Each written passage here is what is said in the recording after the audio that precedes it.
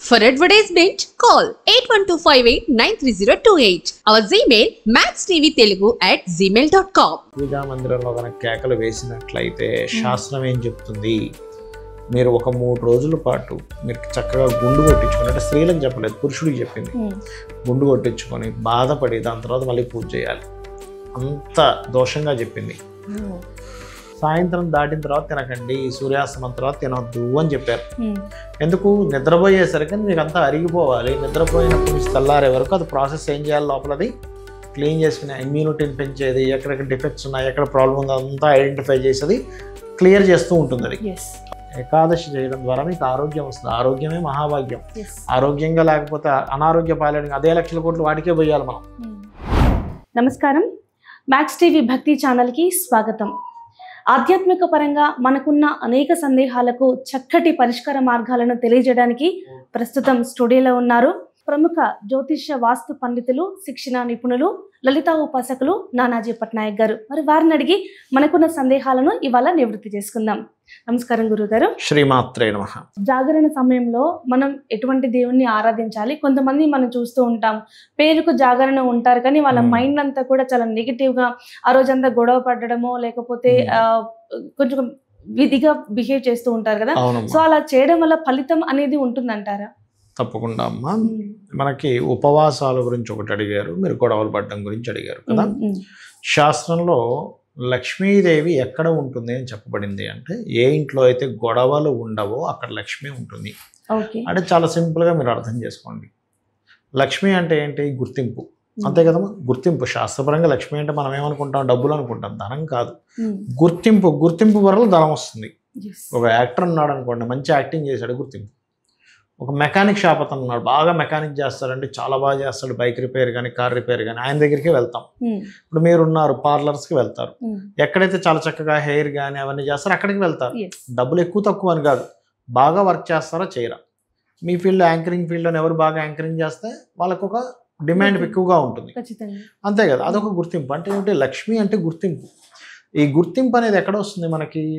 ప్రశాంతంగా ఉన్న దగ్గరే గుర్తింపు అనేది పెరుగుతుంది. అంటే ఎట్లాగా? ప్రశాంత చిత్తంగా ఉంటే మనం ఆ యొక్క అంశం మీద చాలా క్లియర్గా ఆలోచించగలుగుతాం.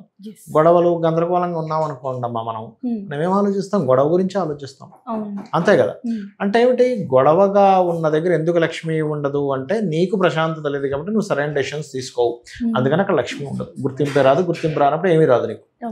ఇది ఫస్ట్ ఆఫ్ ఆల్ గుర్తుపెట్టుకోవాలి, పాయింట్ నెంబర్ 1. ఇక రెండవది ఏంటంటే, శాస్త్రంలో చెప్పినటువంటి అంశం ఏమిటి పూజ విషయంలో అంటే, ఉపవాస విషయాల్లో కానీ పూజ విషయాల్లో కానీ, పూజ చేసేటప్పుడు చాలా ప్రశాంతంగా మనసును కంప్లీట్గా అక్కడ లగ్నం చేసి, ఆ యొక్క దేవతా మందిరంలో అమ్మవారు కానీ స్వామివారికి మీరు ఎవరికైతే అభిషేకం చేస్తున్నారా, స్తోత్ర పారాయణం చేస్తున్నారా, ఏం చేస్తున్నారో ఆ యొక్క దేవతా స్వరూపం అక్కడ ఉంది అనేటువంటి పరిపూర్ణమైనటువంటి విశ్వాసం ఉండాలి మీకు. ఎందుకంటే అక్కడ ఉంది కాబట్టి.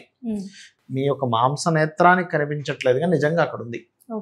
ఈ దేవతా సంబంధించింది ఏంటంటే, మనం బాహ్యంగా మనకు తెలియదు.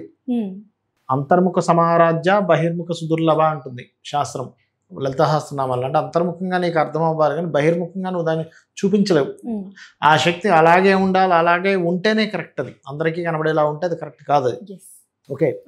అలాంటి భగవత్ స్వరూపం అక్కడ ఉంది పూజ గదిలో. శాస్త్రం ఏం చెప్తుంది? నువ్వు పూజ గదిలోకి వెళ్ళినప్పుడు ప్రశాంతంగా పూజ చేయాలి. ఇంటికి ఒక గెస్ట్ వచ్చారు అనుకోండి, గెస్ట్ ముందు మీరు కై అని అరుస్తారు, ఇంట్లో వాళ్ళ ముందు అరవరు. ఎందుకు అరవరు? గెస్ట్ ముందు అరవడం ఏంటి? ఆయన పోయిన తర్వాత గొడవ పెట్టుకుంటారు కావాలంటే, అంతే కదా. అందుకని పూజా సమయంలో చాలా ప్రశాంతంగా చేయాలి. ఒకవేళ మీరు గనక చుట్టూ ఉన్న పరిసరాలకి కొంచెం మీరు ఉద్రేక పడిపోయి కనుక పూజా మందిరంలో కనుక కేకలు వేసినట్లయితే శాస్త్రం ఏం చెప్తుంది, మీరు ఒక 3 రోజుల పాటు మీరు చక్కగా గుండు కొట్టించుకొని, అంటే స్త్రీలకు చెప్పలేదు, పురుషుడికి చెప్పింది, గుండు కొట్టించుకొని బాధపడి దాని తర్వాత మళ్ళీ పూజ చేయాలి. అంత దోషంగా చెప్పింది. ఇక ఉపవాసం దగ్గరికి వస్తే కనుక, ఉపవాసం అనేటువంటిది కేవలం ఏకాదశికే చెప్పింది. ఏకాదశి నాడు మాత్రమే. ఎందుకు అంటే, ఏకాదశి నాడు ఉండేటువంటి సన్ అండ్ మూన్ అంటే సూర్య భగవానుడు చంద్రుడు ఉండే డిస్టెన్స్ ఎలా ఉంటాయంటే, ఇమ్యూనిటీని పెంచే స్థితిలో ఉంటాయి అవి. ఇమ్యూనిటీని పెంచేటువంటి స్థితిలో మీకు గ్రహాలు ఉన్నప్పుడు మీరేం చేయాలి? ఆ రోజు ఫుడ్ కనుక పూర్తిగా అంటే 8 యామములు అంటారు. యామం ఈజ్ ఈక్వల్ టు 3 hours. 8 3 జా 24.